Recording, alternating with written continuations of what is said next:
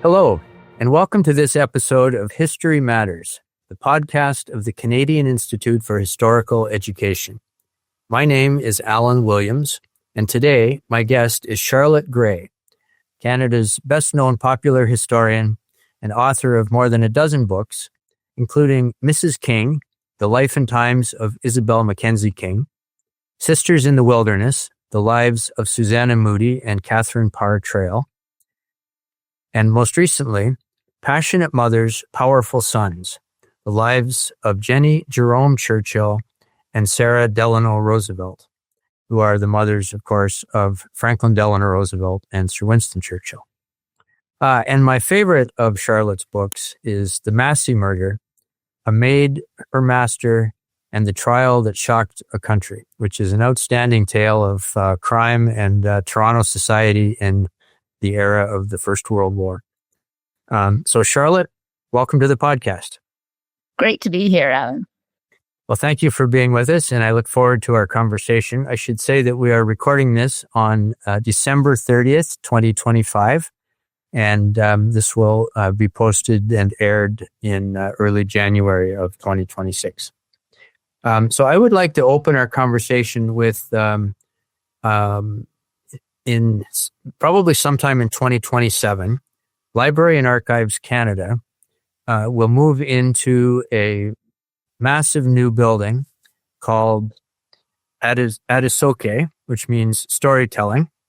And that sounds like a wonderful thing, but I know there is more to this story. So why don't we start with a discussion of the Library and Archives Canada and its new building, Adisoke.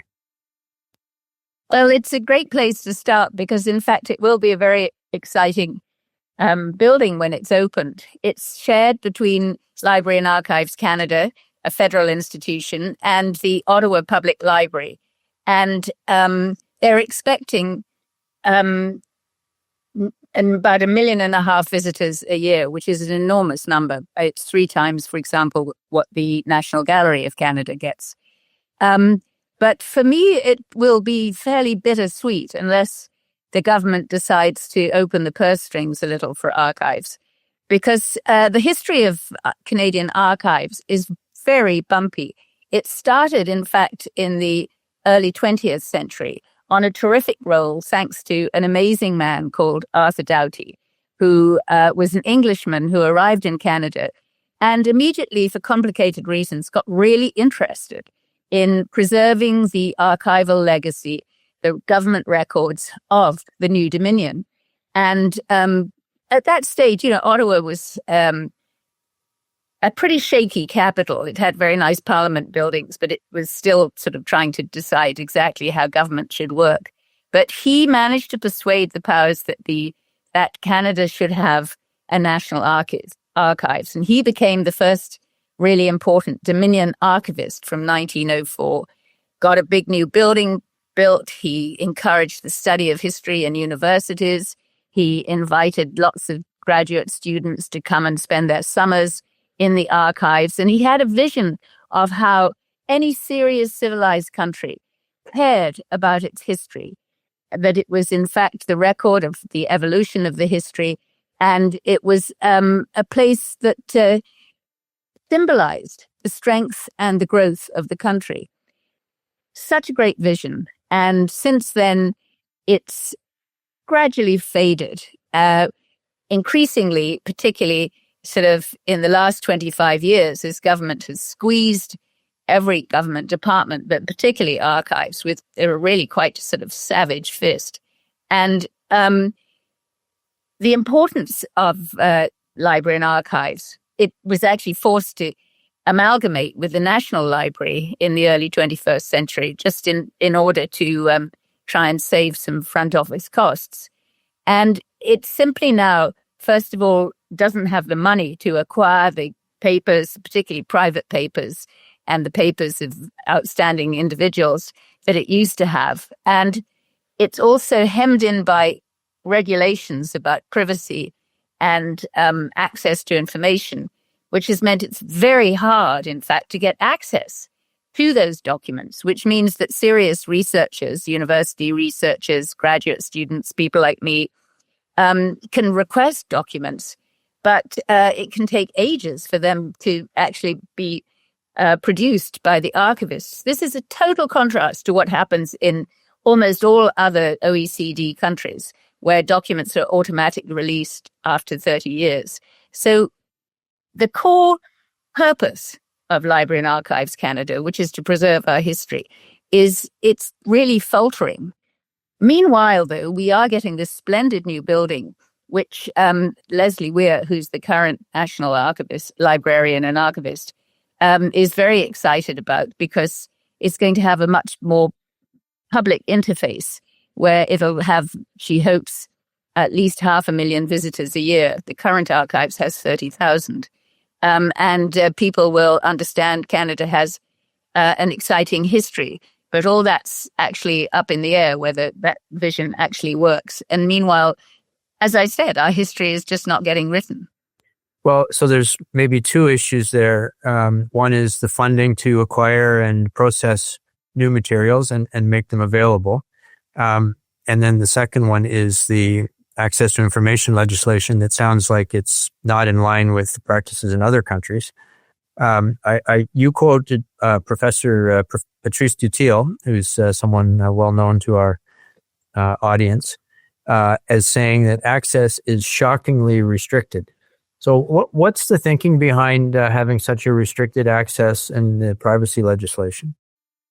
This is all due to a couple of parliamentary acts of the 1980s, where government wanted to protect the privacy of individuals. But it's led to the most unbelievable bureaucracy, where every document has to be screened, not from the point of view of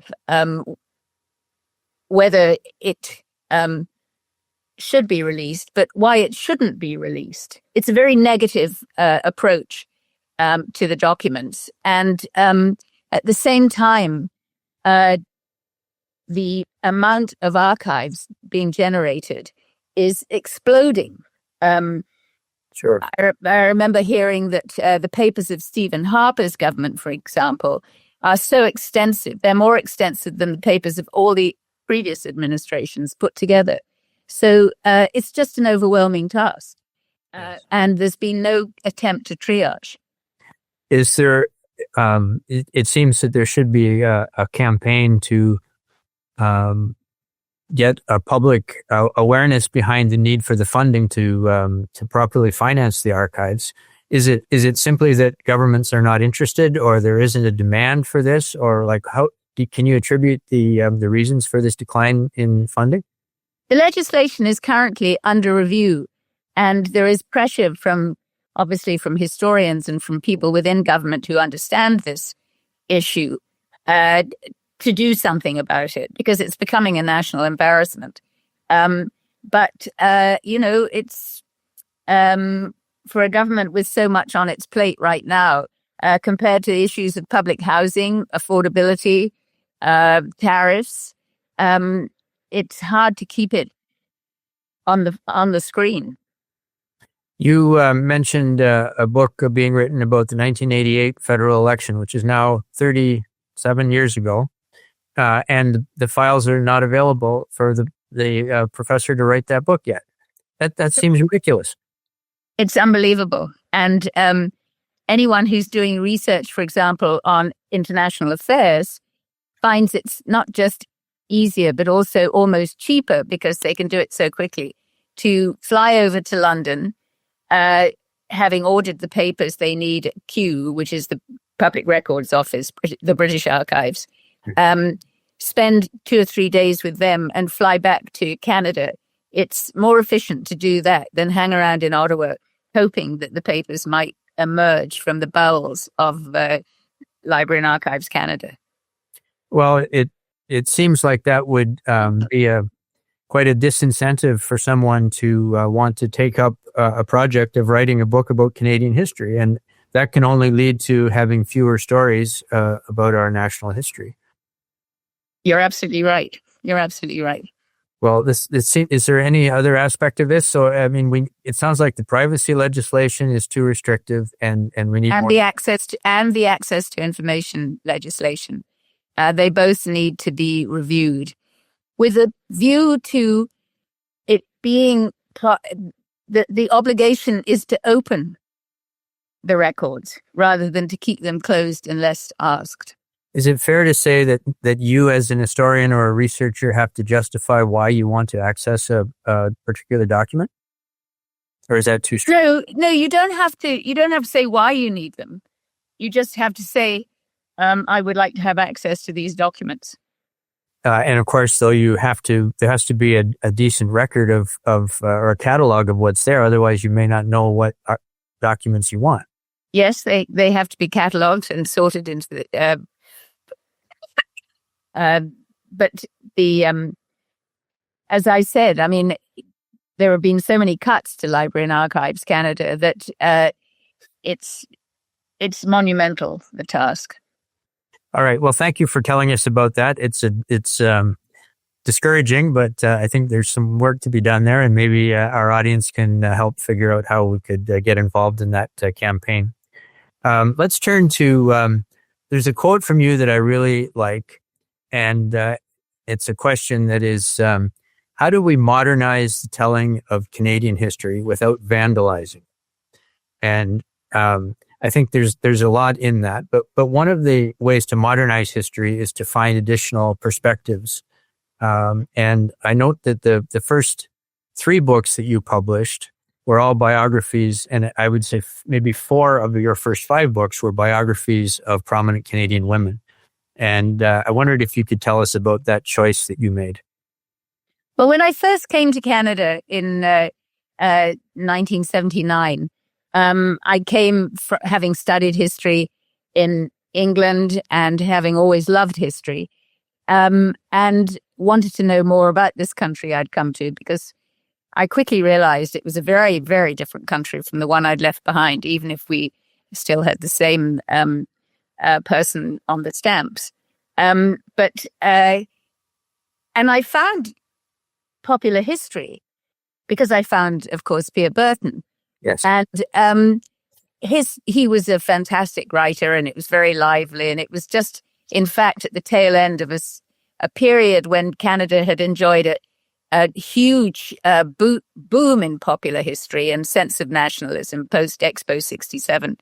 And I read Pierre Berton with great joy, but I realized, that it's all about guys. It's all about people building railways and crossing mountains and exploring rivers. And it's all exciting stuff. Paragraph 3 of chapter 1 always begins with some hero standing on the rocky ledge saying, "Come on, boys, follow me." And I thought, well, where were all the women? And so that's how I began thinking about who was I interested in and what was I going to discover about their lives. And so that's why I began writing about women, and found there was a terrific market for it because, I write, I'm not an academic in the sense of needing to please my peers within a university. I need to actually entice readers, and there were readers out there who wanted to know sort of about how women had contributed to the evolution of the country.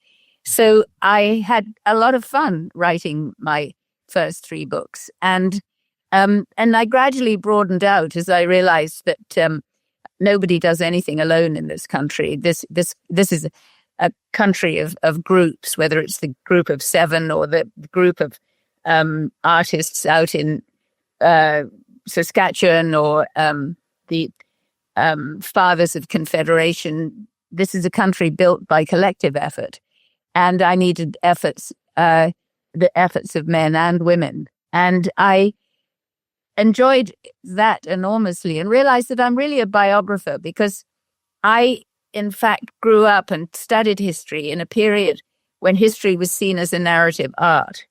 It was about storytelling. It was about understanding sort of how events had unfolded.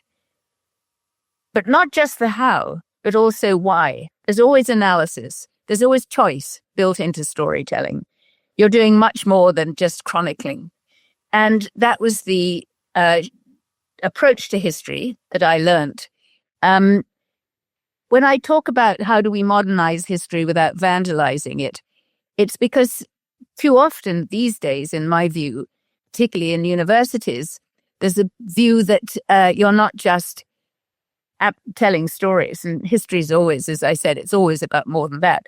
But narrative is deeply suspect because you're imposing a storytelling frame on events, and you approach with a sense of that some stories are more important than others. The stories that we've been told up to now, and of course the traditional mainstream history for Canada was always the political history of how we got from, in the classic title of, was it Arthur Lower, from colony to nation. Yes. I mean, that is now deeply suspect because it's all political history. Now it's, sort of which voices were not heard. Primarily, obviously, Indigenous voices, but increasingly immigrant voices and other voices and voices from different parts of the country. So the challenge is always, for me, because frankly, readers don't want to read. Most readers do not want sort of angry diatribes about who has been ignored, but they want to enlarge their understanding of the country. They want to read a good story, which will tell them about more than just men in top hats sitting around in Charlottetown. Right. And so that's always been my ambition, that I'm not an ideologue at any level, but I want to explain how the country has evolved, and in a way that shows sort of how many different points of view always have to be represented, but yes, without attaching a lot of value to a particular value to any of them.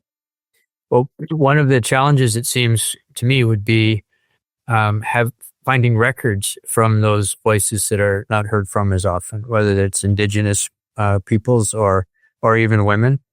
I notice your second book, Sisters in the Wilderness, was about Catherine Parr Traill and Susanna Moodie. So that's the 1830s and 40s. The biography of Isabel Mackenzie King and of the Passionate Mothers, the mothers of Franklin Roosevelt and Winston Churchill, would be a fair bit later, sort of the late 19th and early 20th century. So are you able to find records? Obviously you were, but how did you go about finding records for the women that you wrote about in those two different eras? Well, for the Sisters in the Wilderness, Susanna and Catherine, they left fantastic records themselves. First of all, they were both published authors. Mm-hmm. Of course, Susanna's famous book is Roughing It in the Bush. Yeah. And Catherine Parr Traill's famous book is Life in the Backwoods, An Emigrant's Guide. But also mountains of wonderful correspondence. But of course, I always, as a biographer and a historian, I keep the character that I'm writing about, the individual, in the foreground, but I want to throw in tons of background so people understand what was the country that these two young English women came to in 1832. So I want to sort of describe Canada then, which was in fact not even Canada at that stage. They came to the colony of Upper Canada, which was actually a pretty raw, uncomfortable place to be, and for which they were completely unprepared, and for which neither of their husbands was ever suited. So I had their own words to work from, but then I had, this is always the best part, Allan, for me, is the walking around history. I went to the places where they'd built their log cabins. I went to Coburg, where they'd first landed. I imagined, I looked at old prints and very early photographs. I obviously read the political histories of what was happening then, and the memoirs that were published by other people. So I could get a really rich sense of what it was like to be there. I wasn't saying sort of, the Yankees were dreadful people because they kept rushing across the border trying to conquer Canada. And I wasn't saying that, Susanna was a dreadful snob because she wouldn't let her Irish maid eat the same table as her family, even though they were all living in this squalid log cabin together. I mean, I was describing, giving you the picture, but you can make up your mind what's going on, you, the reader. So for those two women, it was very easy to find enough sources. They left me so much themselves. And again, with Mrs. King, marvelous correspondence, not just marvelous correspondence, but Mackenzie King, her son, who was Canada's longest serving prime minister, he was a pack rat. So he, volumes of correspondence, which was a marvelous resource for me. And for the two women I've written about most recently, the mothers of Winston Churchill and Franklin Roosevelt, again, correspondence, but a lot of other memoirs in which they're described, a lot of the social histories of the period.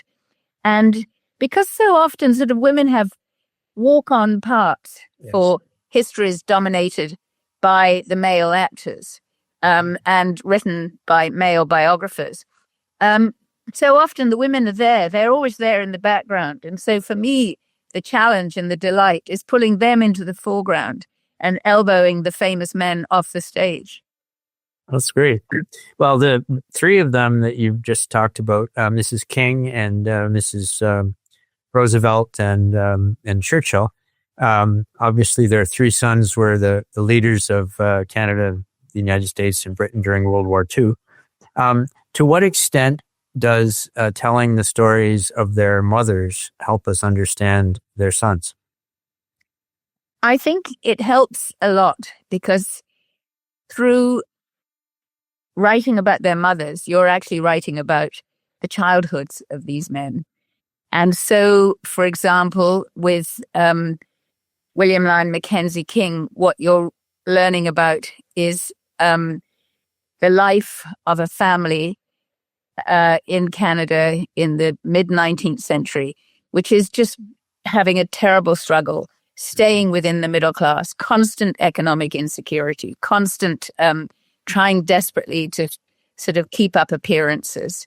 And this was had a profound effect on Mackenzie King himself. With Lady Jenny Churchill, as she became Winston Churchill's mother, what you have there is a story of immense privilege in that this was a family, the Churchill family, who grew up part of his life in this extraordinary palace, Blenheim Palace. Again, a life of great privilege, great entitlement, but really tangled family relationships, which made him a quite needy individual. And you can see that in his relationships, both within he's got a core of toughness, of course. I mean, he was an extraordinary wartime leader, but the way he related to people was really formed by the way he related to his mother, whose attention he was always desperate for. And then with Franklin Roosevelt, again, his mother, Sarah, a woman who came from a very privileged, wealthy background and who almost smothered her son with love, gave him a kind of emotional aloofness. It gave him an ego that was pretty hard to dent, even in such tragedies as contracting polio. His mother made him know from the moment he was born that he had a great future ahead of him and that he was an extraordinary individual. And he carried that with him through his life. So I wouldn't say in any of those cases that knowing the family background influence the policies that these men adopted. That was as much a result of the educations they'd had, the circumstances they found themselves in, the much wider economic and military circumstances of the day. It didn't influence their policy choices, but it certainly made a huge difference to the way that they, as characters, as personalities, conducted themselves and why they were so successful. Okay, thank you. You are probably Canada's most prolific popular historian. So I'm curious about how you feel the difference between what a popular historian does versus an academic historian, and who each is writing for, and how they differ in their approach. Well, first of all, I am very dependent on academic historians and very grateful to them for their extraordinary scholarship. Without them, I wouldn't be able to do what I do. I feel that, they are the ones who are sort of pushing forwards the frontiers of knowledge, doing the deep research in the archives, which I really enjoy, but isn't really part of how I operate. And I have to admit, I cherry pick through their work, looking for the sort of insights and details that I depend on to bring my prose alive. I do think that in the modern university world, academics are only writing for each other. And that's a shrinking pool because history departments throughout Canada, in fact, throughout North America, are shrinking.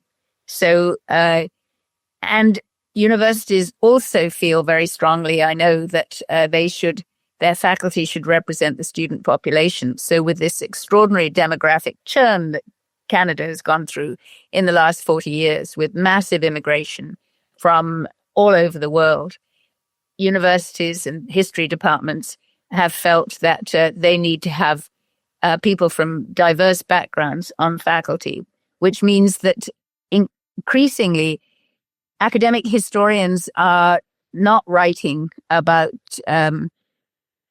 classic history of the evolution of Canada. They're doing smaller subjects, which perhaps actually deal just with the communities that they come from. So they are in a more and more rarefied world, hoping to get tenure through extraordinary scholarship themselves, but not expecting any public readership for their publications. Whereas I only want general readers. I'm thrilled when academics enjoy my books, and I do get very positive feedback. But I want readers who don't necessarily know anything about, for example, Susanna Moodie and Catherine Parr Traill coming to Canada in the 1830s, right, and who are quite fascinated to imagine sort of what it was like when these two English gentlewomen find themselves in the middle of a forest and being told they've got to build their own house, having lived in the marvelous Elizabethan mansion in Suffolk before they left England. And I often think, because we have a summer cottage, which is a log building, and I have to admit, ever go there in the summer. But even then, if it gets cold, I think, oh my God, I could never be Susanna Moodie. All I want to do is drive straight back to the city and turn on the heating. Well, it seems then it's the popular historians like you who are telling the stories that are building our sense of what it means to be a Canadian and keeping our Canadian history alive. And it doesn't necessarily speak very well for our university history departments if no one is reading the stuff that comes out of them. Yes, and there's a more fundamental problem too.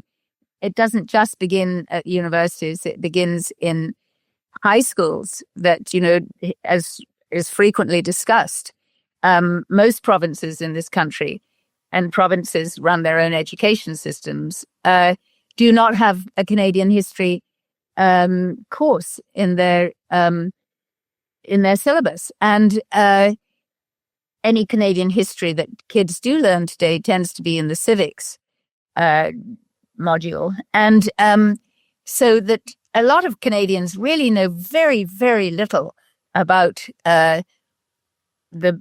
how Canada came to be the country that it is today. They don't understand that, this country is relatively recent, and that it's not the solid construct that it's often looked at, seems to be when you're coming from overseas. I remember when I first arrived, as I said, in the 1970s late 1970s, and I realized that I knew nothing about this country, except I'd always assumed that it was, stable, and I knew Canadians were very different from Americans, and I thought it was sort of a pretty solid place. And then, Canada since then has lurched from one crisis to another, whether it's the Quebec referendum or Western separatism. And today, is Canada going to be the 51st state? And you realize the Canadian sense of identity is pretty wobbly. And there are strong ties that bind us together. Yes. But they are not obviously visible. And what Canada does not have is an ethnic identity, which most other countries have, even though they've also absorbed many immigrants into their peoples. Canada has a civic identity, which is extremely hard to encapsulate in easy slogans when it's based on shared values, but not any other kind of sort of visible sign of shared nationality. Well, there seems to be an appetite for your books. You've described the requirements for popular history as having an appetite for it, like a market for it, and that they be quality in terms of your descriptions of the personalities and the details and the research, and credibility. And so you are selling books. So what do you attribute the fact that there is this appetite for history, but it is only being perhaps filled by popular historians as opposed to academic ones? I think I consider why I like history, what turned me on to history. And the answer is I had a great teacher. That helps a lot. I had a great teacher in high school. But also I was curious about my surroundings. I was curious about, and of course, growing up in England, there was sort of history every time you crossed the road. Sure. But I was curious about sort of the industrial city that I came from, sort of why I come from Sheffield, which was the great steel city of the 19th century. Mm-hmm. So why was steel made in Sheffield and not in other industrial cities in the north? I was curious about the sort of various stately homes that surround. We were in the countryside. Every time you drove across England, you saw another castle or mansion sort of in the distance, down a long driveway lined with beautiful trees. Who was that? And when did they build that house? So how did they get to be so rich? And I was curious about my own family history. And many, many Canadians are really curious about their history. That's one of the ways that actually, to go back to the start of our conversation, Library and Archives Canada has done a fantastic job in feeding that appetite. Because that's one way that Canadians do relate to the past. Absolutely, yeah.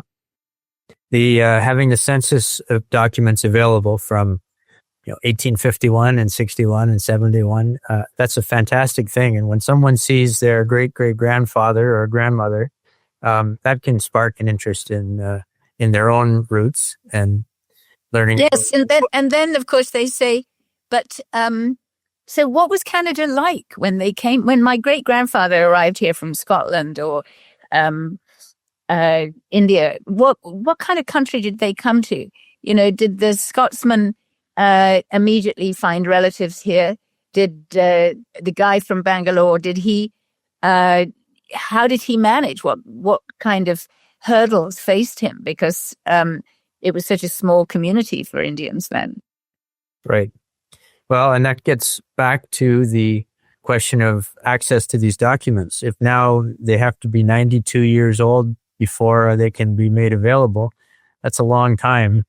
Hopefully soon we'll see the 1941 census, I guess, is next. Yeah, that's right. Well, you hinted at it just now, but I'd like to close with two. We've covered a lot of ground, but I'd like to close with two questions. And you, as I say, just touched on it. But what sparked your interest in history in the first place? I have to admit, it was the storytelling aspect. I loved reading from a very early age, both fiction and nonfiction, about the past. And when I came to Canada, that's when I realized that there just wasn't enough of the kind of history I enjoyed reading. And I had a great friend at that point, a marvelous writer called Sandra Gwynn, who wrote a book called The Private Capital, which was, this was way back in the 1980s. And it was a social history of Ottawa. And I was absolutely dazzled by it and said, I want to do something like that too. And that's when I switched from being a magazine writer to writing history. Mm-hmm. So that's why I started writing about Canadian history. But my interest predated it because it was a source of so many stories and also insight into individuals and sort of why some people survived and some people didn't, why some people managed to rally the troops and others didn't, sort of how a country carves out its successes and its individuality and its belief in itself. Well, that's great. So my final question, and just before I ask it, I'm just going to say that I so enjoyed the Massey murder, and I'm going to make my own book recommendation and encourage anyone to read that book because it's just a marvelous story about Toronto in the 1914 to 18 period. And it's a really fascinating insight into what was going on in the city. But my question to you is, what book or books would you recommend to our audience? Wide open. Answer it in any way you like. The one I actually would like to recommend is, I'm going to hold it up, this one, which you may or may not have heard of. I can't see. Yes. And it's called Valley of the Birdtail by Andrew Stobo Sniderman and Douglas Sanderson. And why it's fantastic is that it's a history book, which looks at an Indian reserve and a white town, which are one on each bank of this, the Birdtail River. And it's how each of those settlements began. One's largely Ukrainian, one's indigenous. And what pulled them together, what pulled them apart, the different laws that applied to each one, and the road that they've taken recently to try and reconcile after extraordinary alienation between these two neighboring communities. And the reason I think it's terrific is that the authors did an amazing amount of research, and they don't attach a lot of value judgments to sort of how people are behaving. It's just a story of what happened, and you see why the indigenous town sort of dwindled into poverty and the Ukrainian town did so well. And so it's too often, we say we need to hear more voices. We need to hear different stories. But often they're told in a silo. They're told, just sort of within their own context. What we actually need are stories that show how they interrelate. You've got to knit the tapestry together. Well, I haven't read it, but I have. What made me twig was I think it's the same. It's in Manitoba, right? Yes. I think it's the same valley where the book that came out last year by Adam Schultz, Vanished Beyond the Map. Yes. His protagonist there is lost explorer Hubert Darrell. And when he first came to Canada from England in the 1890s, I think he lived in the Birdtail Valley. Yes. Yeah, I think that's right.